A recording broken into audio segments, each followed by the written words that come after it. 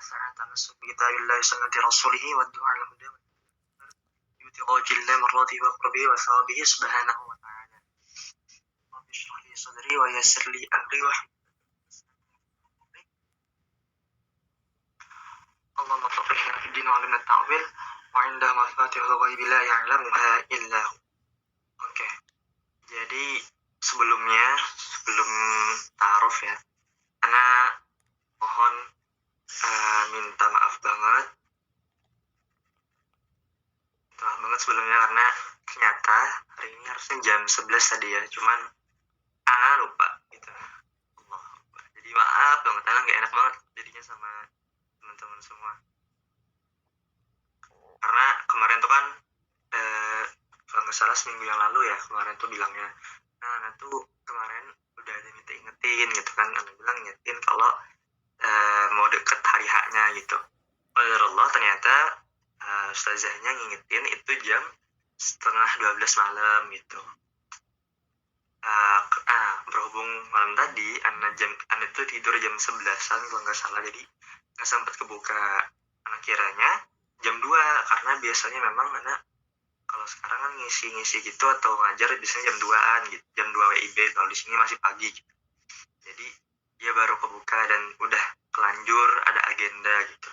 Jadi sebelumnya mohon maaf banget ya buat teman-teman yang tadi udah nunggu gitu ya. Minta maaf banget Ana gitu. Karena gak enak banget soalnya. Karena pasti gak enak nunggu ya. Jadi itu soalnya karena kata ustazahnya memang sih di Mesir, daerah Arab ini ya, kebiasaan di sini sedikit. Kebiasaan di sini tuh mereka orang-orang di sini, orang-orang di Arab ini, apalagi ini musim dingin Mas ya, akhir-akhir musim dingin, mereka itu malam nggak tidur, tidurnya itu pagi sampai siang. Jadi di Arab itu pagi sampai siang tuh sepi banget karena pada tidur dan malamnya mereka nggak tidur gitu. Cuman karena Ana lebih suka tidur malam, terus paginya nggak tidur. Kenapa? Karena menurut Ana pagi itu adalah waktu yang produktif gitu. Sayang banget kan kalau kita tidur gitu. Jadi ya itu.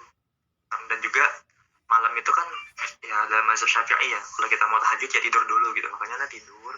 Apalagi di sini cepat banget. Di sini itu jam 4 subuh itu udah azan subuh gitu. Jadi pas sahurnya itu jam 3. Jadi paling tidur cuman 4 jam gitu ya. Jadi gitu. Makanya malam tidur jadi nggak sempat kebaca gitu. Mohon maaf banget sebelumnya. Mungkin ta'aruf kayaknya kita udah pernah ketemu sebelumnya, tapi kalau sebelumnya kajian sebelumnya itu waktu masih Ana di Indo. Alhamdulillah sekarang udah di Mesir dan kita diberi kesempatan lagi untuk bisa bertemu lagi. Alhamdulillah dalam kajian yang insyaallah berbarokah ini, walaupun telat tapi insyaallah semoga tetap ya dapat ada ilmu yang diambil dan berbarokah. Ya singkat aja ya, mungkin namanya Muhammad Rashid Khairi, bisa Rashid aja ngepa. Sekarang sedang menempuh pendidikan di Al-Azhar University Kairo. Minta doanya semoga lancar di sini, semoga betah, semoga belajarnya rajin ya, semangat dan lain-lain. Juga doakan juga semoga sehat di sini. Entah kenapa kemarin udah stabil ya suhunya, udah mulai stabil kayak di Indo. Tapi 2 hari yang lalu sama yang ini, hari ini sama yang kemarin itu dingin banget. Tiba-tiba kayak pas awal Ana datang, jadi dingin banget bener-bener. Malam tadi tuh kan Ana ambil musaadah itu dingin banget sampai 13 derajat kalau nggak salah, jadi dingin banget. Masya Allah ya, tapi insya Allah kajian tetap pagi-pagi walaupun dingin, Allah tetap berkah. Apalagi ya, mungkin umur masih 19 tahun, tahun ini baru 20 ya, tahun ini baru 20 September tuh 20, sekarang masih 19. Jadi mungkin kita santai aja ya. Jadi Ana tuh selalu berprinsip ketika kita belajar ilmu, ketika kita belajar ini, menurut Ana kita tuh santai aja belajarnya gitu. Kenapa? Apalagi anak muda ya, yang seusia kita gitu. Karena ketika seusia kita itu belajarnya sangat-sangat terlalu serius gitu ya, ini bukan Ana menyampingkan kita harus sangat-sangat beradab, itu wajib gitu. Cuman lebih suka belajar itu yang santai gitu, yang sambil bercanda, sambil santai, nggak usah kaku banget, karena apalagi anak muda ketika belajarnya terlalu serius mungkin mereka susah nangkep dan nggak suka gitu ya. Jadi biasanya emang karena juga kalau diskusi-diskusi di luar itu biasanya sambil ke kafe dan lain-lain gitu. Dan mungkin sedikit terakhir ya, kenapa banyak bertanya-tanya mungkin ya, ini sebenarnya nggak usah jelasin ya, cuman ya nggak apa gitu, soalnya beberapa beberapa hari atau beberapa kali gitu ada yang nanya gitu, yang nanya kan gitu. Katanya gini, aku bilang sama anak gitu, kenapa Ustaz gitu kan, Ustaz pakai topi gitu, Ustaz nggak pakai peci gitu, Ustaz kenapa nggak pakai gamis gitu gitu. Anak jawab, anak bilang kayak gini kan, coba anak bilang cariin satu dalil, anak bilang setelah mau di Quran, mau di hadis, mau di asar, mau di ibarahnya gimana yang mengharamkan berpakaian seperti ini, anak bilang. Akhirnya dia nggak bisa jawab. Nah, maksud anak kenapa anak seperti ini mungkin ya untuk menghindari ada lagi terjadi seuzon, kesian kan kalau ada orang kayak gitu tuh. Nah, ini sebenarnya perlu literasi. Makanya kenapa anak milih Azhar, salah satunya kenapa kuliah di sini, karena di sini sangat menekankan moderat. Di sini kalian nggak akan menemukan ya, jarang banget orang kuliah pakai gamisan, orang orang kuliah aja ya, apa ya, ulama-ulama di sini nggak terlalu mencolok gitu, biasa-biasa aja. Bahkan ulama-ulama di sini seperti Dr. Yusri, Syekh Yusri, dia juga sekaligus dokter bedah, dia santai aja gitu, dia ngajar kadang pakai jas gitu-gitu. Itu membuktikan ya, menurut Anda ya, ilmu itu bukan masalah di pakaian gitu. Walaupun pakaian itu juga penting ya, penting keilmuannya. Dan juga apalagi kenapa seperti Anda juga apa namanya menyesuaikan tempat ya. Anda juga kalau misalnya ke majelisan gitu kan, kalau misalnya ke acara-acara yang itu ya pakai gamis gitu. Bahkan Anda juga pakai imamah kadang ya. Kalau misalnya acara yang memang mengharuskan Anda pakai imamah itu kayak bolang di kepala gitu, sorban lah yang di kepala. Nah, pakai rida juga pakai gitu, sesuai tempat gitu. Nah, kenapa sekarang Anda pakai kayak gini gitu kan? Karena ini kan kita lagi berhadapan seumuran aja gitu ya, sesama pemuda gitu. Juga sering kadang nongkrong di kafe, nongkrong tapi sambil bahas ilmu gitu. Ya, sesuai konteks lah, sesuai tempat di mana kita ditempatkan, di situ kita sesuai seperti itu. Ini tetap menjaga batasan-batasan terutama aurat, kesopanan dan lain-lain. Lagi di Mesir rata-rata mahasiswa di sini, masyayikh di sini itu nggak terlalu mempermasalahkan masalah baju gitu.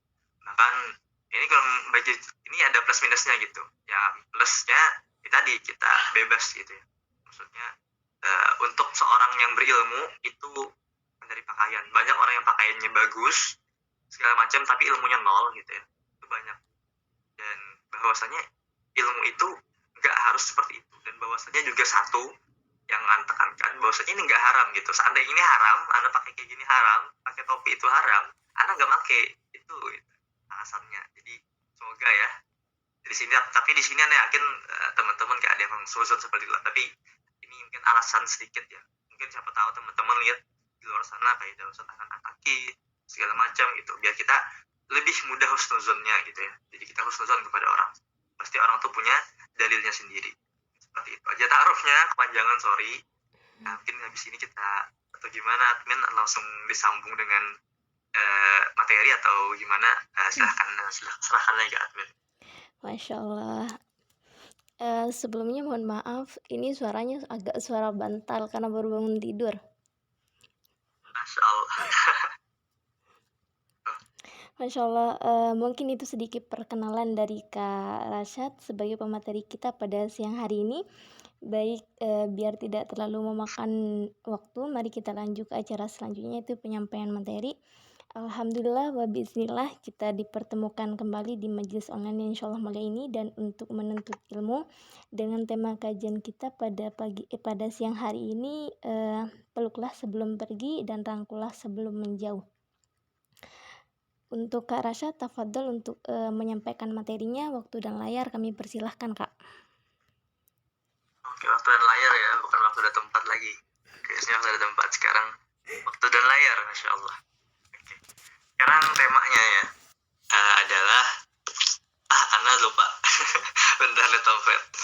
sendiri kemarin yang bikin temanya. Sorry. Peluklah sebelum pergi, rangkullah sebelum jauh. Oke. Peluklah sebelum pergi, rangkullah sebelum menjauh gitu. Ini tema. Tapi ini bukan tentang dia ya. Ini tentang Ramadan maksudnya. Karena kita berada di Ramadan.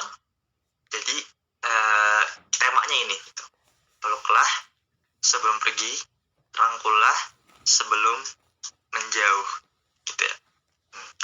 Alhamdulillah kita masih diberikan Allah umur yang kita harus syukuri banget teman-teman. Syukuri banget ya nikmat umur, nikmat sehat ya.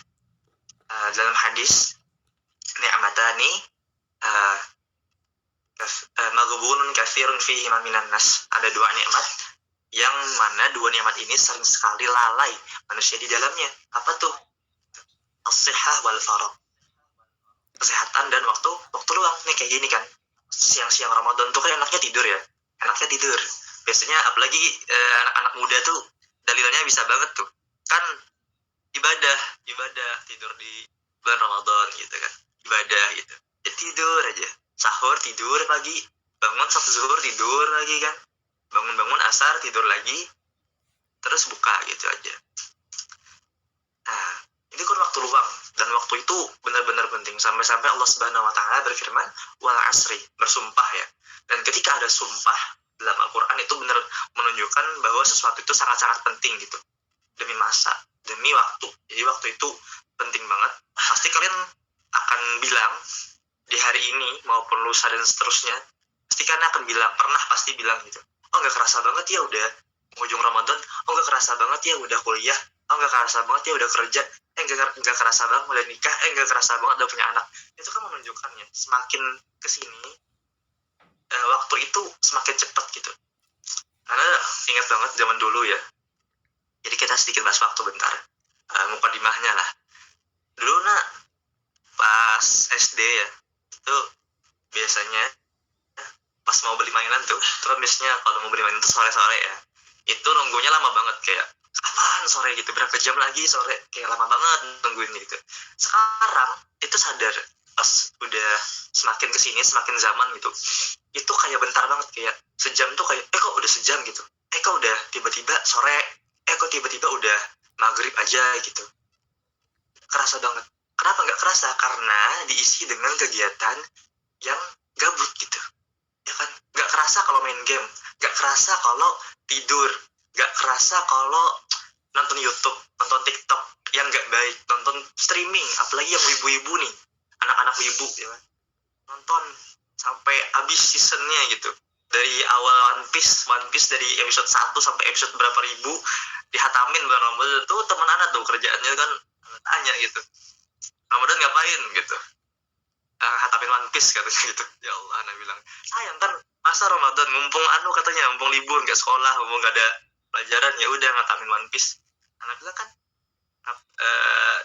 ngapain ngatamin One Piece gitu, lebih baik ngatamin Quran gitu kan. Ngapain One Piece nggak ditanya, emang ada malaikat tanya One Piece gimana episode 10, episode 12 ya, nggak ada kan gitu. Jadi itu penting gitu ya, hal-hal seperti itu.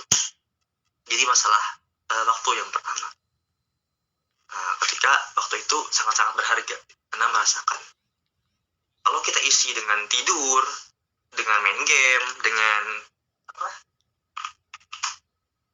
hal-hal yang kurang positif seperti itu, akhirnya waktunya ya kebuang-buang aja gitu, nggak akan berasa habis gitu. Tapi dan berasa banget, waktu itu berasa banget ketika kita isi dengan positif, berasa banget beneran. Karena pengalaman ya kemarin, apalagi buat bulan puasa, itu sebenarnya Ana tuh males gitu, cuman Ana tuh ya orangnya kalau masalah ilmu tuh paling susah nolak kalau diajakin masalah ilmu gitu, walaupun males udah dipaksain. Kemarin sebelum Ana ke Mesir ya, pas di Indo tuh diajakin sama guru Ana, beliau guru sekaligus sahabat ya, kita ngaji obat puasa kata beliau. Berhubung mau masuk bulan puasa dan kemarin sempat masuk puasa sedikit gitu ya, ayo kita ngaji bab puasa kata beliau. Kita ngajinya kitab Kanjurogi bin Mahali gitu. Karena beliau tuh Masya Allah salah satu sosok yang benar-benar menginspirasi. Beliau nggak pernah mondok sama sekali, tapi keilmuannya tuh luar biasa, Masya Allahnya. Yang bacaan beliau tuh udah yang tinggi-tinggi gitu ya.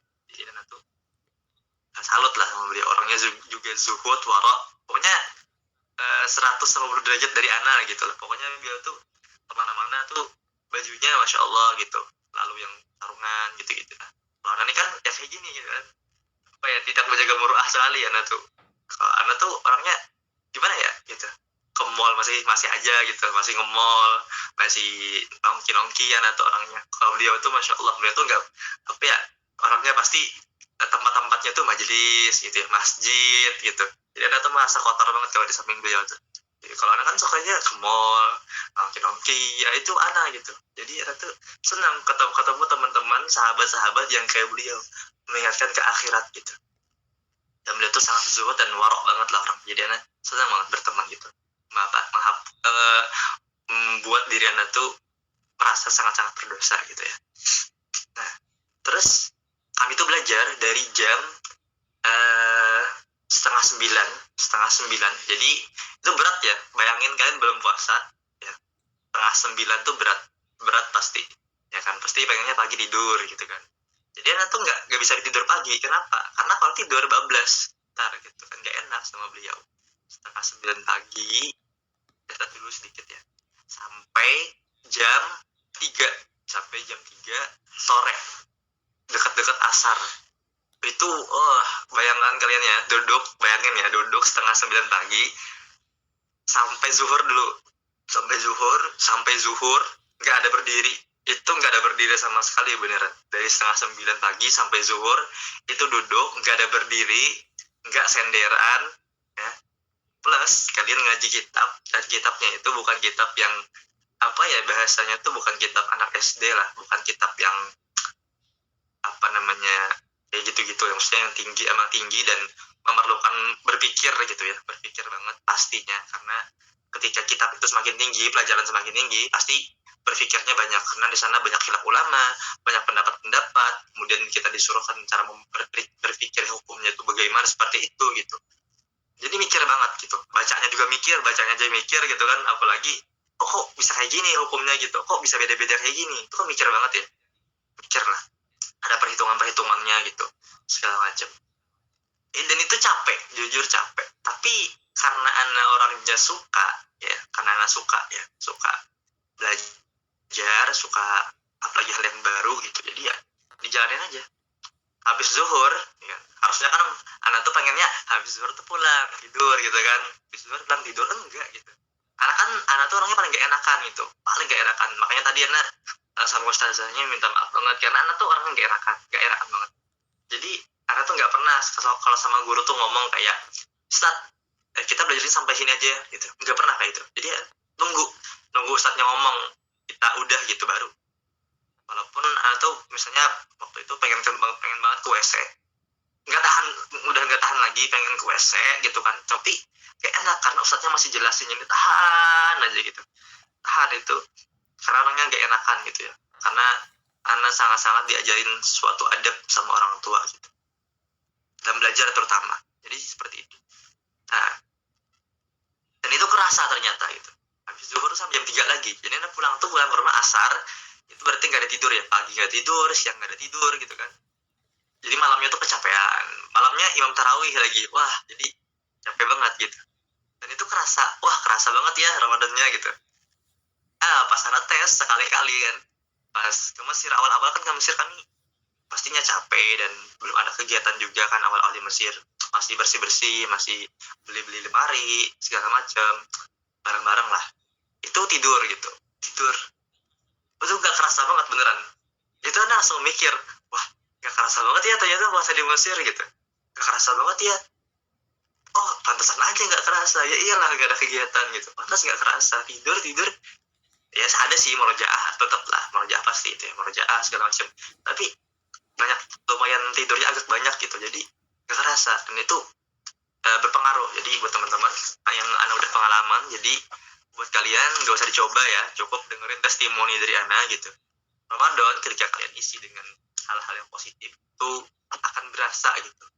Jadi kalau kalian sering bilang, oh gak berasa ya udah mau lebaran, nah itu berarti harus diintrospeksi diri, berarti kalian Ramadannya kurang faedah. Oke, langsung kita masuk ya, muka di banyak panjangan, sorry banget, kita masuk aja. Ini ada sedikit kitab ya. Kemarin dibeli di sini, di jalan sini. Namanya Ithaful Anam bi dzikri fadaili Ramadan wa ahkamis siyam. Ini majalah Azhar sebenarnya. Ya, majalah Azhar.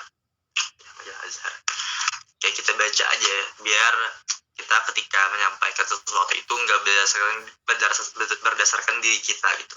Soalnya pernah ikut kajian yang gabung gitu, ada 3 per materi atau 2 per materi itu kan kalau nggak salah. Nah, per materi yang kedua ini ketika tanya jawab gitu, itu anak sangat-sangat menyayangkan ya, sangat-sangat juga kurang nyaman gitu ketika dia ditanya, dan ini ustazah ya, ketika ditanya bagaimana ustazah seperti ini katanya gitu. Kemudian dia bilang kayak gini, menurut saya katanya gitu. Oh, itu anak itu gimana ya, anak kurang suka gitu, kurang nyaman gitu ya. Karena kalau misalnya minta pendapat ya nggak apa-apa ya, ini hukum gitu. Nah, hukum, ketika berbicara tentang hukum kita nggak bisa mengatakan menurut saya itu nggak bisa. Kenapa? Itu berpotensi salah. Ketika berpotensi salah ya, menyampaikan ke orang, nah akhirnya orang juga salah, dan nanti orang itu kesebar lagi gitu. Itu nggak boleh ya, bukan termasuk etika ketika kita menyampaikan fatwa gitu, apalagi hukum. Itu kurang suka. Makanya kenapa kata guru anak, ketika kita ditanya hukum itu pentingnya kita punya referensi hadis kah, ibarah kah, dari sanad guru-guru kita kah. Karena itu yang penting, harus seperti itu memang gitu. Karena kalau kita bilang menurut saya, itu potensi salahnya mungkin 90% gitu. Nah, itu bahaya ya. Jadi pentingnya untuk per materi itu nggak gampang gitu. Perlu ilmu gitu. Jadi kalau misalnya merasa belum cukup gitu, baik nggak usah dulu gitu. Jangan cuman model public speaking ya. Ini kata guru anak loh ya. Ini guru anak bilang kayak gitu sama anak. Tolong ya sampaikan ya Syed, kata guru anak gitu.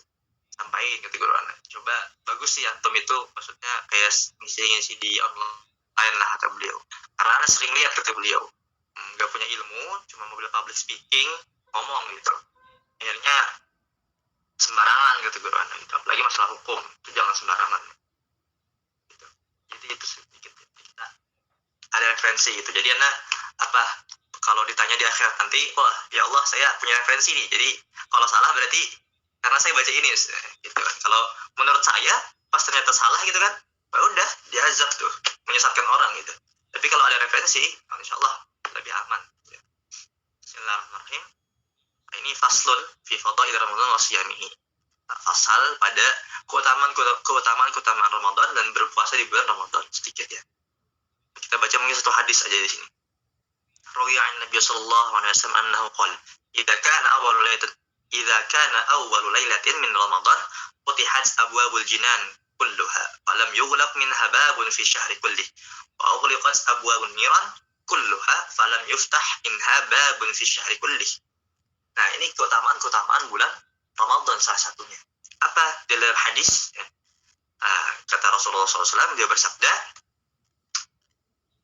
di awal malam bulan Ramadan itu, awal bulan Ramadan itu futihat abwabul jinan kulluha. Jadi pintu-pintu surga itu dibuka. Falam yughlaq minha babun fi syahri kulli. Yang mana selama bulan Ramadan, sepanjang bulan Ramadan, pintu-pintu surga ini tidak akan ditutup gitu. Jadi dibuka terus pintu-pintu surga di bulan Ramadan. Gitu. Wa ughliqat abwabun niran kulluha falam yuftah minha babun fi syahri kulli. Dan pintu-pintu neraka itu ditutup di bulan Ramadan. Kemudian yang bertanya, sama satunya ditambah, ada yang nambahin lagi kan di hadis lain, wasud difatis syayatin, dan setan-setan dibelenggu gitu. Yang pertanyaan mungkin, wah gimana, saya nih, katanya setan dibelenggu gitu, kok masih banyak orang yang bermaksiat gitu kan, masih banyak yang melakukan hal-hal yang tidak baik gitu. Kenapa? Katanya setan dibelenggu gitu. Beberapa ulama mentafsirkannya, maksud daripada hadis tersebut gitu. Jadi maksud ada yang berpendapat yang pertama sesuai dengan hadisnya, artinya zohirnya gitu. Dibuka pintu surga, bener-bener emang pintu surga yang dibuka. pintu neraka emang bener-bener pintu neraka yang ditutup. Kemudian setan dibelenggu, bener-bener setannya yang dibelenggu gitu. Nah itu ya. Terus kenapa yang masih ada yang bermaksiat? Nah itu ada namanya hawa nafsu. Hawa nafsu itu ya, hawa nafsu itu bisa dua. Ketika dia dibiasakan, dilatih dan dipaksa untuk menjadi baik, maka dia akan menjadi nafsul mutmainnah, nafsu yang tenang, yang mana nafsu itu akan membawa kita ke kebaikan gitu. Pokoknya kalau nafsu, ciri-ciri nafsu kebaikan itu ya, kalau baca Quran 1 juz itu kurang, rasanya pengen lebih gitu ya. Kalau kalian pernah ngerasa, wah aku baca Quran atau murojaah 1 juz kayak dikit banget ya gitu, sayang banget nih harus 2 juz gitu, 2 juz masih kurang, pengen terus, pengen tambah terus gitu. Ya Allah, seandainya misalnya saya punya waktu yang banyak, saya pengen hatamin Quran 1 hari 30 juz, saking dia tuh hatinya tuh enak gitu baca Quran, pengen banget. Terus dengerin kajian, ya Allah kapan kajian lagi ya Allah gitu, kangen banget nih pengen dengerin ilmu. Itu ciri-ciri nafsu mutmainnah, nafsu yang kebaikan. Nah lawannya nafsu tuh yang ammaratun bisu, nafsu yang menyuruh kepada keburukan.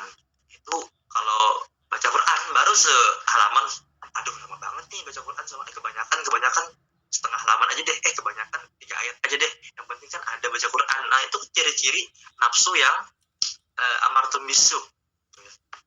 Pokoknya kalau buat kebaikan aja, majelisnya lama banget, ditunda tadi, nggak usah ikut lagi gitu kan, banyak kepanjangan mukadimahnya, nggak usah aja gitu, kebanyakan ngomong, nggak usah aja gitu kan. Itu ciri-ciri nafsu yang amaratun bisu. Giliran main game, giliran streaming, nonton anime gitu kan, itu wah semangat banget.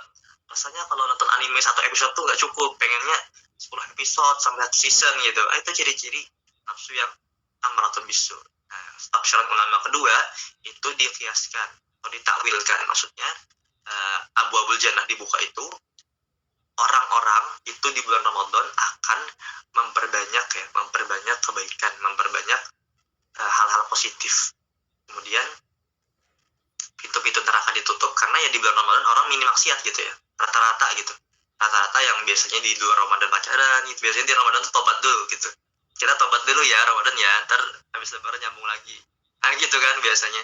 Yang biasanya di luar Ramadan itu suka maksiat, suka berkata-kata kotor, suka marah-marah, terus di bulan Ramadan tuh minim lah ya, minim gitu.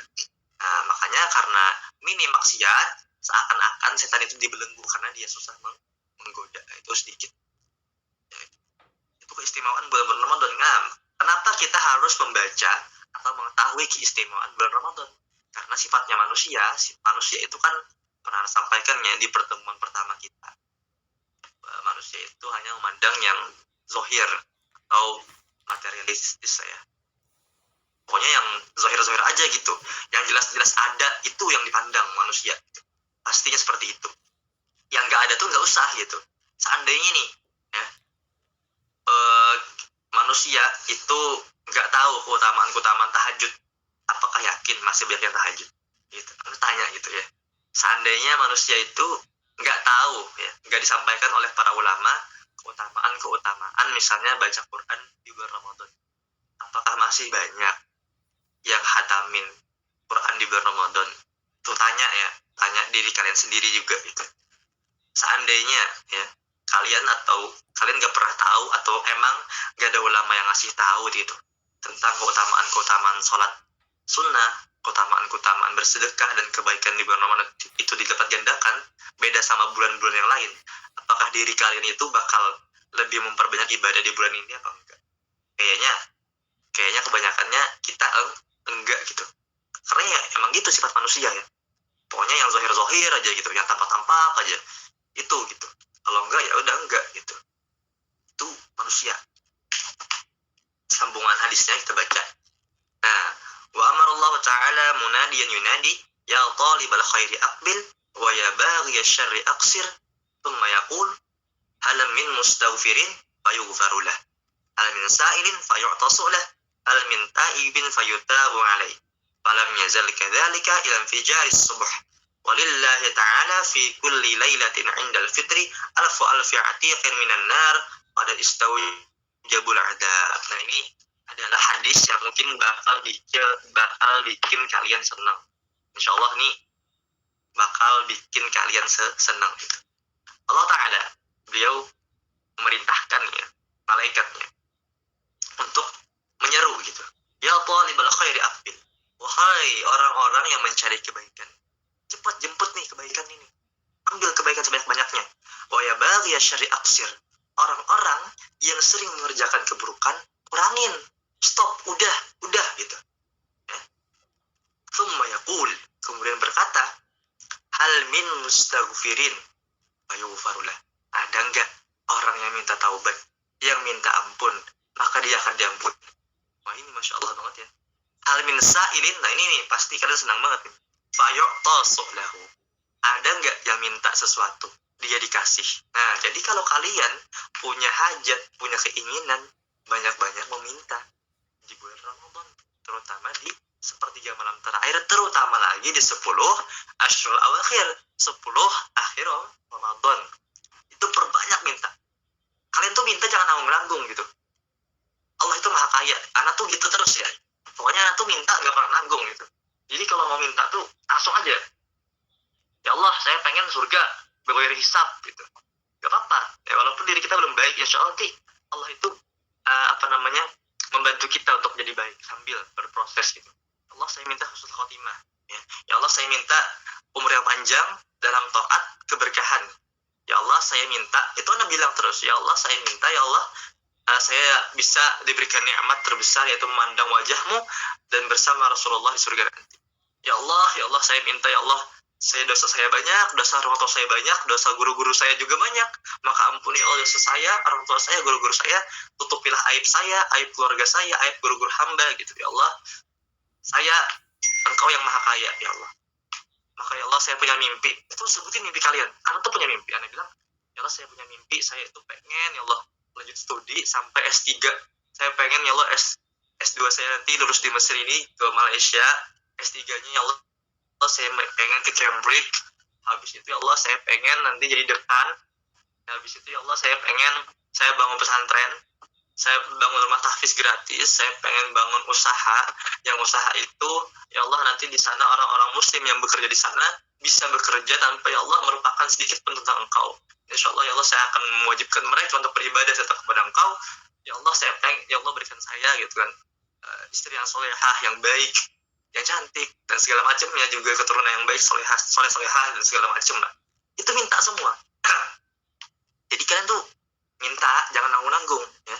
Terutama di bulan Ramadan, apalagi di akhir-akhir 10 akhir Ramadan, itu minta aja semua yang kalian pengen. Ya Allah, saya pengen misalnya menghajikan, mengumrohkan kedua orang tua saya. Ya Allah, saya pengen ya Allah dapat rezeki, misalnya pengen kuliah di luar negeri, misalnya saya pengen kerja di sini ya Allah, mudahkan saya keterima misalnya SNMPTN tahun ini di UGM, di ITB, di UI misalnya. Itu doa.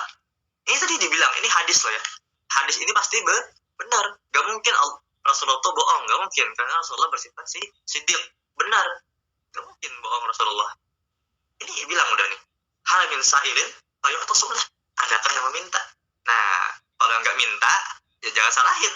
Udah dikasih tahu, ada gak yang minta, dikasih ya. Jadi jangan protes ketika gak minta, gak dikasih gitu ya. Yang minta ngelunjak gitu, yang minta juga jangan ngelunjak. Ketika kita ya, ini logikanya aja gitu, ketika kita minta sama orang gitu, itu bisa aja itu dikasihnya nanti gitu. Apakah ketika kita minta, misalnya nih saya bilang ya, misalnya Ustazah bilang, Ustaz saya minta iPhone gitu, Anda bilang gitu. Nah saya bilang kan oke, saya kasih ya, terserah saya ngasihnya kapan. Bisa aja saya ngasihnya besok, bisa aja saya ngasihnya nanti, bisa aja saya ngasihnya sejam lagi, bisa aja saya ngasihnya beberapa tahun lagi gitu. Dan saya senang gitu. Saya tuh senang semakin misalnya minta sama saya tuh minta terus gitu. Senang saya, ya kan? Ustaz, kapan iPhone-nya Ustaz? Gitu. Saya butuh banget gitu. Nah, tuh senang tuh, apalagi sampai nangis-nangis tuh, ya kan? Bisa kan pengemis gitu kan? Pengemis itu kan gitu biasanya, nangis-nangis, Pak, saya nggak mau ke 3 hari gitu kan. Nah, sama ke Allah, kita ke Allah juga gitu, nangis ya, berharap banget, karena kita fakir, kita kita fakir minallah, kita membutuhkan sama Allah. Jadi seakan-akan lebih rendah dari pengemis. Kita kan hamba ya, abad. Kita rendahkan diri kita. Ketika kita minta tuh benar-benar, jangan minta doa sambil main HP. Amin, amin, HP gitu kan. Apalagi sambil ngegame, amin, amin ya Allah, amin. Itu kan gak ada adabnya gitu. Saya aja kayaknya, kalian aja ya, kalau ada orang minta tuh, tapi mintanya sambil main HP, kira-kira kalian kasih ya? Enggak kan? Tapi kalau orangnya mintanya khusyuk, ya Allah, benar-benar dari hati, sampai air mata dia bercucuran, sampai benar-benar dia itu berharap, ya Allah, nggak ada lagi ya Allah yang bisa ngabulkan doa hamba, ya Allah. Nangis dia, apalagi sujud itu kan kita ngeletakin kepala ini kan paling mulia ya. Kepala ini sumber kita berpikir, ilmu, otak di sini. Ketika kita letakkan di lantai, di tanah, itu kan menghinakan diri kita, ya kan? Bayangin kita sujud gitu. Sujud itu kan menghinakan diri kita. Nih, kepala saya taruh di bawah. Itu kan bentuk kehambaan kita gitu. Tuhan tuh suka gituin. Tuhan tuh suka dirayu. Suka banget. Makanya Allah itu bersama al-munkasir qalbuhu. Hatinya pecah-pecah tuh suka banget Allah. Kita akhir-akhir Ramadan ya, usahakan ya. Kita minimal sekali lah ya. Kalian tuh harus ngerasain gitu. Karena ini kata-katanya dengerin ya. Ini benar-benar ketika kalian misalnya ngerasain nanti ya. Karena udah alhamdulillah sering ngerasain gitu. Ketika kalian udah putus asa, ketika kalian udah bingung mau kemana, ketika kalian udah kehilangan arah, ketika kalian udah bener-bener kayak down banget di titik terendah, coba deh gitu, coba aja, apalagi bulan Ramadan ya, nih Ana selalu gini nih, ya, tapi Ana bukan pas titik terendah aja ya, insya Allah sering gitu, tapi paling berasa tuh pas kalian di titik terendah, kalian tuh bingung minta tolong ke siapa, nggak ada yang menolongin kalian gitu, kalian tuh mau cerita juga susah karena kalian malu misalnya atau gimana. Coba kalian ambil wudhu tengah malam, sepertiga malam, jam 3, jam 2, nggak ada orang, kalian coba deh sholat ya. Nah, kalian sholat, di akhir sujud tuh kalian coba kalian tuh khusyukkan diri kalian, anggap seakan-akan kalian tuh berada di hadapan Allah gitu. Kalian tuh kerdil di hadapan Allah. Tumpahin aja semua yang kalian kesusahan ya Allah. Tapi dalam hati loh ya, jangan diomongin. Kalau diomongin batal. Dalam hati ya Allah gitu. Saya Allah gak punya apa-apa lagi, saya bingung mau kemana ya Allah, saya tahu gitu, Allah selalu bilang kayak gitu, saya tahu ya Allah, Nabi bilang gitu, saya itu banyak dosa, saya tuh sering ngelanggar apa yang kau suruh gitu, sering banget, saya sadar itu, saya ngaku, saya tuh banyak salah, saya tuh berdosa, kayaknya setiap apa umur yang saya lakukan tuh penuh dosa gitu, saya kok merasa gak pantas gitu, sujud di hadapan engkau, tapi saya sadar ya Allah, saya sadar gitu, saya nggak mungkin bisa sujud di sini, saya yakin, saya sadar, saya nggak mungkin bisa sujud di detik ini tanpa engkau yang manggil saya itu, betapa pemurahnya engkau gitu, bayangkan ya Allah, saya terlalu banyak dosa, saya sangat-sangat hina, tapi Allah engkau selalu memanggil saya bahkan di waktu yang mulia, di waktu yang engkau janjikan, orang yang berdoa di waktu ini engkau ampuni gitu, engkau kabulkan, engkau manggil saya, engkau bangunkan saya dari tidur saya, engkau bisakan saya berwudu, engkau bisakan saya menggelar sejadah, engkau bisakan saya bersujud kali ini, dan engkau ketuk hati hamba, dan engkau pecahkan hati saya, dan kali ini air mata saya benar-benar mengalir, maka ya Allah, ampuni segala dosa hamba, dosa orang tua hamba, dosa guru-guru hamba, dan dosa-dosa orang yang berbuat zalim kepada hamba. Karena mungkin ya Allah, orang-orang yang berbuat zalim kepada hamba, orang-orang yang menyakiti hamba, itu mereka sebenarnya nggak pengen menyakiti, tapi karena mereka ya Allah, mungkin karena diri hamba juga mereka menyakiti hamba, karena diri hamba yang buruk mereka menyakiti hamba. Ini juga mereka ya Allah. Seperti itu, benar-benar itu ya, setelah kalian seperti itu, benar-benar itu the another level of happiness. Itu versi Ana ya. Jadi mungkin banyak di luar sana orang yang the another level of happiness beda-beda, tapi the another level of happiness yang Ana rasakan, yang benar-benar itu happiness banget, adalah ketika kalian berhasil ya, mengungkapkan segala beban, segala cita-cita, keinginan kalian di sujud sholat kalian malam sendirian, gak ada orang, dan kalian tumpahin semua tangisan kalian di situ. Itu benar-benar habisnya kan lega banget, kok hati itu lapang banget, yang anak tuh pernah gitu ya, anak juga manusia ya, apalagi kan masih muda kan, jadi ya sering lah, maksudnya bukan sering sih, pernah lah seperti itu gitu, pernah di titik yang benar-benar terendah dan banyak beban. Tapi ketika habis melakukan hal seperti itu, benar-benar pagi itu lega. Yang awalnya malam itu kayak stres, kayak anak tuh termasuk orang yang overthinkingan gitu, overthinking maksudnya anak tuh segala sesuatu itu harus ada jadwal gitu, harus tersusun gitu. Misalnya nih lulus Azhar kemana, harus kuliah kemana, nanti mau jadi apa, hal-hal apa yang harus saya raih, goals apa yang harus saya ciptakan di bulan ini, besok jam segini ngapain, atau anak tuh orangnya kayak gitu. Karena itu prinsip anak ya, ketika waktu itu nggak kita jadwal dari awal, nggak kita pikirin dulu, biasanya dia akan males-malesan gitu, ntar tunda. Makanya dari malam itu, termasuk tadi ya anak telat itu gara-gara udah dari malam tuh ada schedule gitu. Oh, jam 2 nih kajian, berarti pagi itu kita harus gini, ada agenda ini, dan tuh anak nggak mau diganggu gugat gitu, pokoknya harus sesuai dengan jadwal itu, agenda itu, kecuali penting banget ya bisa ditinggal. Itu gitu, itu luar biasa. Yang malam itu pernah yang benar-benar nangis gitu ya. Dulu yang pernah anak cerita kan, waktu dulu yang termasuk yang paling titik terendah itu ketika kemarin ibu anak meninggal itu 3 hari itu stres gitu.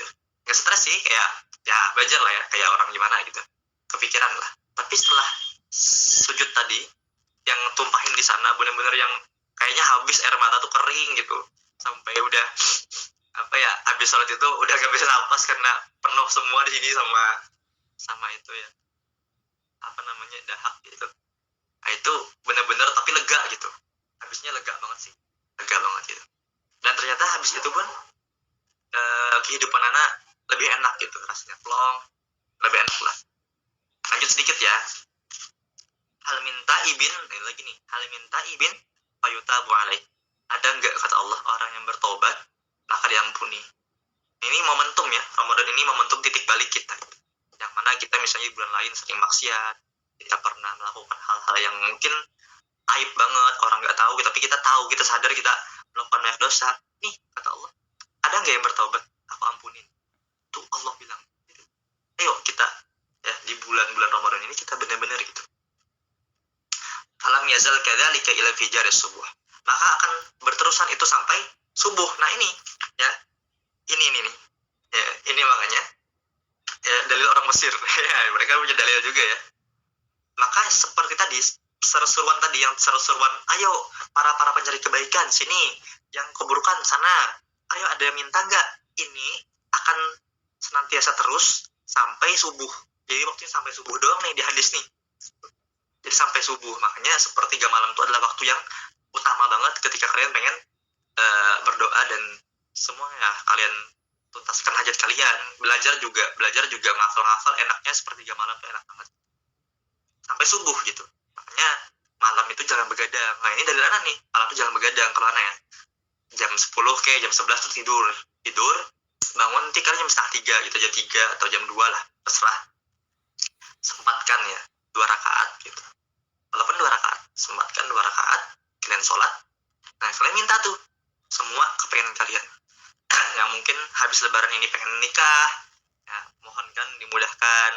Misalnya masih jomblo, ya Allah tolong kirimkan jodoh yang baik buat saya gitu. Atau yang pengen dapat kerjaan juga doa, yang mau masuk universitas impian doa juga gitu. Walillahi ta'ala fi kulli lailatin indal fitri alfu alfi atiqin minan nar qad istaujabul adab. Allah Subhanahu wa taala di setiap malamnya ya, ketika berbuka puasa itu ada 10.000 ya, 10.000 pembebas 100.000 alfu alfin ya, 100.000 pembebasan dari neraka, yang mana ini sudah misalnya ada orang istaujabul adab tuh, dia udah dicap nih kamu kena azab gitu ya, kamu kena azab. Nah tapi di bulan Ramadan ketika orang itu dari dia buka puasa, makanya kita kan sebelum buka puasa itu ada zikirnya ya, Allahumma innaka afuwun karim tuhibbul afwa fa'fu anna ta'ani. Boleh juga Allahumma innaka afuwun karim, gitu kan. Itu ada di zikir-zikirnya sebelum buka puasa gitu. Bahkan diriwayatkan ini wa fi akhirih zikrul itqi dunal adad. Bahkan ada yang meriwayatkan tanpa ada perhitungan. Tadi kan 100.000 ya, 100.000 tadi ada yang bilang 100.000, tapi ada juga yang bilang riwayat lain nggak ada batasan. Jadi ketika seseorang ya, setelah buka puasa dia minta dia minta ampun, malamnya dia beribadah, dia minta ampun, itu seandainya misalnya dia ini udah dicap gitu, misalnya nih ya, orang nih udah kamu neraka, misalnya si A gitu, si A ucok si ucok kamu udah kayaknya neraka nih cok gitu, kamu nih udah banyak banget maksiat nih, malaikat tuh udah siap-siap nih, pokoknya kalau ucok meninggal langsung neraka gitu. Tapi ketika Ramadan datang, si ucok ini habis puasa dia berdoa sama Allah, ya Allah ya, saya banyak dosa ya Allah, namun ya Allah, Allahumma inna maghfirataka awsa' min dhunubi wa rahmataka arja min amali. Oh, ini doa ya. Ya Allah, sesungguhnya Allah, ampunanmu lebih luas ya Allah daripada dosa-dosaku. Dan ya Allah, rahmatmu itu lebih aku harapkan daripada amalku. Mungkin ya Allah amal ibadah saya sedikit ya Allah, dikit banget gitu. Saya sering gak sholat, sering gak puasa. Tapi dikodok lah ya, kalau udah punya gak sholat gak puasa. Ya, ini anggapannya kayak gitu. Saya udah sering gibah orang, saya sering cemooh orang, saya sering mabuk, zina, misalnya. Bukan saya ya, orang lah, bukan saya. Orang misalnya, ucok tadi ya. Ya Allah, tapi ya Allah, saya sadar ya Allah, rahmatmu ya Allah, rahmatmu ya Allah lebih luas daripada itu semua ya Allah. Bukan amal hamba yang mampu mengantarkan hamba ke keridoanmu, tapi rahmatmu ya Allah. Dan saya yakin engkau maha ghafur, engkau maha pengampun, rahman rahim, engkau mengampuni dosa-dosa hamba. Maka ya Allah, ampuni dosa hamba, jadikan hamba orang yang baik, orang yang berubah menjadi orang yang bisa baik dan bisa mendapatkan kebaikan kepada banyak orang. Nah, ketika seperti itu, insya Allah di momentum Ramadan ini, di 10 hari terakhir, kita manfaatkan ya, peluklah sebelum pergi, rangkullah sebelum rangkullah sebelum menjauh gitu ya kayak gitu. Peluklah sebelum pergi, rangkullah sebelum menjauh ya. Ketika Ramadan pergi itu harusnya kita sedih. Kenapa? Kita tanya, ya Allah, emang saya bisa ketemu Ramadan tahun depan? Jadi sebelum dia pergi, peluk erat-erat gitu. Anggap aja itu orang yang paling kamu sayang. Anggap aja Ramadan itu orang yang paling kamu sayang, yang mana misalnya nih ada orang yang paling kamu sayang, entah itu orang tua ya, entah itu siapapun, guru kamu atau siapapun, orang yang paling kamu sayang. Terus orang itu bilang, seminggu lagi misalnya atau 10 hari lagi aku bakal pergi gitu. Kira-kira nih, kalian punya orang yang kalian sayang banget. Anggaplah ibu kalian tuh bilang ke kalian, 10 hari lagi mama mau pergi, mama nggak tahu tahun depan kita bisa ketemu lagi apa enggak gitu. Seandainya ya, bilang kayak gitu, orang ibu kalian deh yang paling kalian sayang gitu, atau siapapun, 10 hari lagi bakal pergi gitu, dan kita nggak tahu mama bisa ketemu kamu tahun depan apa enggak, entah karena mama dulu yang nggak ada atau emang kamu nggak ada gitu. Nah itu ya, jadi apa yang bakal kalian lakukan di saat orang yang paling kalian sayang itu ngomong kayak gitu? Pasti nangis, pasti kalian bakal meluk dia erat-erat banget, pasti kalian bakal memanfaatkan momentum momen-momen akhir-akhir sama dia gitu, sama beliau gitu kan. Nah, kalau kalian tahu, sadar seperti itu, maka jadikan bulan Ramadan itu adalah salah satu orang yang paling kalian sayang. Kenapa? Wajib kita ya, bukan wajib ya, harus seperti itu. Kenapa? Karena di bulan ini itu pahala dilipat gandakan, dosa diampuni, kita lagi semangat beribadah gitu ya. Pokoknya pintu-pintu taubat dibuka. Maka seharusnya bagi orang yang berakal, bagi orang yang tidak bodoh ya, harusnya menyayangi, harusnya sangat-sangat mencintai dan senang dengan bulan Ramadan ini. Maka ketika berpisah, kebiasaannya orang yang sayang terhadap sesuatu, ketika berpisah maka akan sedih. Itu kita harus sedih. Jadi peluk erat-erat sebelum pergi. Manfaatkan momen-momen kalian sebelum hilang gitu. Karena ya kenangan itu nggak bisa diulang. Hal-hal yang indah itu akan terulang mungkin, tapi dengan cara yang beda dan feel-nya yang nggak sama gitu. Rangkullah sebelum menjauh. Sebelum dia semakin jauh tuh. Ini kan udah hari keberapa nih gitu. Kan semakin hari semakin menjauh ya. Semakin hari semakin jauh. Rangkul sebelum dia jauh. Nggak erat-erat gitu. Ya, manfaatkan banget. Nah itu pesannya. Ini tuh aja. Juga insya Allah di 10 malam terakhir ini diriwayatkan di banyak hadis bahwasanya kebiasaannya Lailatul Qadar itu 10 malam terakhir, terutama di malam-malam yang ganjil. Walaupun kata para ulama, kata Gus Baha juga, ketika kita pengen dapat Lailatul Qadar ya persiapannya harusnya sebelum itu. Jangan pas 10 malam terakhir aja gak ibadah sebenarnya.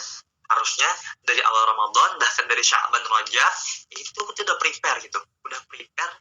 Biar dapat Lailatul Qadar. Tapi mungkin misalnya kita belum tahu, atau kita mungkin kemarin belum sadar, ya, belum diketuk sama Allah tuh hatinya. Maka ayo, daripada gak sama sekali, lebih baik terlambat daripada gak sama sekali gitu. Di akhir-akhir ini, ayo kita manfaatkan. Bismillah, sama-sama saling mengingatkan. Ayo kita perbanyak ibadah. Insya Allah semoga kita semua di sini, di majelis yang berbarakah ini, kita diberikan oleh Allah Subhanahu wa Ta'ala nikmat beribadah di bulan Ramadan. Kita dipertemukan dengan malam Lailatul Qadar, dosa kita, hajat-hajat dosa kita diampuni, dosa orang tua kita, guru-guru kita, saudara-saudara kita, teman-teman kita semuanya, dan semua hajat kita dikabulkan Allah Subhanahu wa Ta'ala. Dan cita-citanya semua dikabulkan pokoknya. Amin. Mungkin itu aja ya. Kalau bahasa Lailatul Qadar itu ya kalian udah tahu ya, gitu-gitu doang. Ya, lebih baik karena tadi membahas tentang persiapan bagaimana kita mendapatkan Lailatul Qadar. Lailatul Qadar ya kalian tahu lebih baik daripada 1000 bulan, maka sangat disayangkan kalau kita nggak nemu gitu. Minimal kalau kita nggak dikasih Allah gitu ya, kita nggak menemu, seenggaknya kita udah berusaha, ada effortnya gitu. Ya, seenggaknya kita pernah berjuang. Walaupun kita nggak dapat sama dia gitu kan, walaupun dia akhirnya bukan milik kita, walaupun akhirnya kita nggak ketemu dia, walaupun akhirnya kita nggak bisa meluk dia, walaupun akhirnya kita nggak bisa rangkul dia, nggak bisa bersama dia, yang seenggaknya dia tahu gitu, kita pernah effort buat dia, gitu kan. Seenggaknya dia tahu kita tuh punya effort gitu, kita pernah berjuang mati-matian, kita pernah berjuang habis-habisan ibadah buat dia. Walaupun akhirnya dia bukan untuk kita, tapi seenggaknya dia tahu kita pernah semati-matian itu, sehabis-habisan itu, semenangis-menangis dan sengemis-ngemis itu buat dapetin dia. Mungkin itu aja. Saya mohon maaf kalau kepanjangan dan kebanyakan ya. Mungkin habis ini bisa sesi tanya jawab, mungkin bisa 3 pertanyaan. Ya. Subhanakallah bihamdik, asyhadu an la ilaha illa anta, kalau ada yang salah mohon ditegur. Assalamualaikum warahmatullahi wabarakatuh. Waalaikumsalam warahmatullahi wabarakatuh. Alhamdulillah, suara saya kedengaran Kak?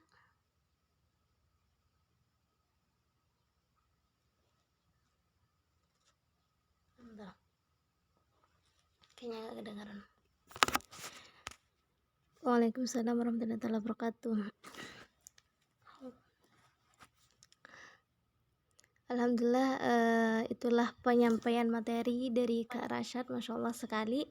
Mungkin teman-teman ada yang ingin ditanyakan, tafadhol bisa bertanya. Saya ambil di kolom komentar 2 di voice 1 ya. Yang angkat tangan silahkan untuk Nurhaliza Ahmad, tafadhol.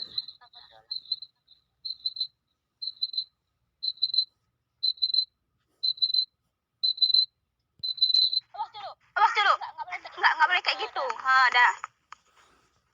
Duduk aja mainnya. Boleh berantem ya. Ini dah saya tanya jawab, udah benarnya. Ya, main bola. Iya, boleh, silahkan. Mas, diam dulu. Diam. Duduk tenang, duduk. Dah, kenceng ya. Jadilah nanti aja. Biar aja. Assalamualaikum warahmatullahi wabarakatuh. Kak, Afena kok tadi sedikit ada something soalnya di rumah lagi rame keponakan jadi gangguin gitu. Ya. Tapi masalah pertanyaannya di luar materi, boleh nggak Kak? Boleh, silahkan. Insyaallah kalau bisa jawab, nah jawab ya. Jadi gini kan tentang membatalkan puasa itu ada 9 termasuk dengan memasukkan sesuatu ke mulut gitu. Jadi ketika kita wudhu itu kan kumur-kumur gitu kan Kak. Terus pas kita wudhu itu kan harus sempurna wudhunya. Tapi gimana dalam keadaan kita berpuasa, tapi kita berkumur-kumur dan menghirup air dari hidung gitu. Itu hukumnya apa Kak? Dan pertanyaan ada 2 nih Kak. Tadi pertanyaan pertama. Yang kedua, gimana hukumnya dengan orang yang menutup rezeki orang lain? Menutup itu bukan berarti yang kayak pakai guna-guna, tapi yang kayak misalnya dia kayak bangun rumah makan gitu. Cuma bangun rumah makan itu nggak ada tempat parkir. Terus parkirnya itu di halaman-halaman toko orang sampai toko orang itu tuh nggak kelihatan. Jadi itu kan yang kayak menutup rezeki orang gitu. Padahal yang diganggu itu dia benci sama orang itu Kak. Jadi mungkin karena dia benci kayak makanya diganggu yang kayak ditutup gitu, yang kayak nggak open gitu. Sama tetangga tuh yang kayak ya udahlah ginilah gitulah. Itu gimana ya Kak? Padahal udah berulang kali dibilangin. Syukran. Assalamualaikum warahmatullahi wabarakatuh. Waalaikumsalam warahmatullahi wabarakatuh. Oke, yang pertama ya, bagaimana ketika kita berkumur-kumur saat puasa? Nah, ketika dalam wudhu, ini beda ya dua. Yang pertama ketika dalam hal yang disuruh, misalnya wudhu. Dalam wudhu kita tetap disunahkan berkumur-kumur, atau misalnya dalam mandi wajib juga ya. Nah, tapi kesunahannya ini berkumur-kumur yang biasa. Jadi ada 2. Ada yang biasa, ada yang mubalaghah. Mubalaghah itu sampai yang gitu lah, yang terlalu berlebihan, sampai yang gitu. Nah, kalau berkumur-kumur biasa itu nggak apa-apa, bahkan nggak makruh. Ketika dalam wudhu ya, dalam wudhu dan mandi wajib misalnya, itu nggak makruh. Bahkan wajib ketika misalnya seseorang itu giginya berdarah, kan darah najis ya, darah najis. Nah, dia berkumur-kumur itu wajib saat itu, walaupun dia puasa. Bahkan seandainya dia harus mubalaghah, seandainya darahnya tadi banyak banget gitu kan, dan nggak bisa bersih kecuali dengan bermubalaghah itu dilebihin gitu sampai yang gitu. Pokoknya yang harus lebih lah intinya, kayak nggak kayak biasa gitu. Nah itu boleh gitu, wajib bahkan ketika ada najis tadi. Nah dalam wudhu demikian, dalam wudhu itu bolehnya berkumur-kumur biasa aja. Ketika dalam wudhu itu mubalaghah tadi seperti tadi ya, berlebih-lebihan sampai yang gitu sampai ke sini biasanya kan, itu punya makruh. Makruh walaupun nggak haram ya, makruh ya. Tapi ketika dia bermubalaghah nih, mubalaghah ini kan tadi yang berlebih-lebihan, ketelan nggak sengaja berarti ya, ketelan dia mubalaghah, ketelan itu batal puasanya. Tapi kalau dia berwudunya biasa aja, kumur-kumurnya nggak mubalaghah ya, kumur-kumurnya biasa aja, ketelan nggak sengaja, itu nggak batal karena dia biasa aja, nggak mubalaghah. Seperti itu. Seandainya mubalaghah yang berlebih-lebihan tadi, ketelan, nah itu batal. Beda di luar wudhu, dia berkumur-kumur biasa aja, gitu ya, biasa aja. Berkumur-kumur biasa aja itu nggak dianjurkan dalam puasa, hukumnya makruh. Maka ketika berkumur-kumur biasa aja di luar wudhu, di luar mandi wajib, nah itu ketika tertelan, nggak sengaja ketelan, itu batal walaupun dia nggak mubalaghah. Nah itu ya perbedaannya. Ini bisa dipahami ya insyaallah tadi. Kemudian tadi masalah menutup rezeki orang. Sebenarnya makanya ini pentingnya kita belajar fikih. Terutama fikih muamalah di Indonesia itu jarang orang yang mau mengaji fikih. Karena fikih ini Anda bilang, fikih ini berpikir, fikih ini lumayan menguras otak lah, mumet, apalagi fikih muamalah. Kemarin alhamdulillah Anda udah belajar fikih muamalah. Dan fikih muamalah